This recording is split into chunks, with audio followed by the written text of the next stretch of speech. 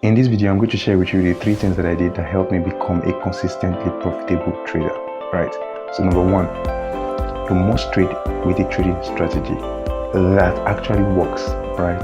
There is so much information out there on YouTube, on websites, books, resources here and there, social platforms that are not working. 99% of those informations are not working, all right?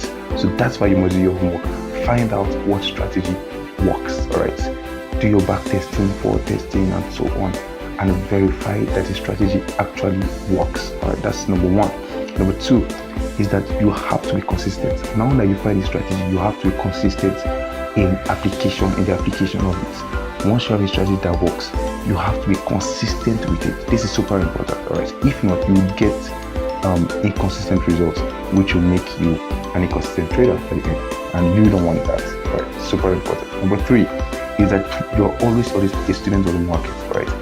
Remember, market conditions will change, so you have to learn to adapt. So there will be times your strategy will not work, there will be times your entry will not be perfect, but you have to learn to adapt to the market conditions, all right? And this is what will help you thrive on the market.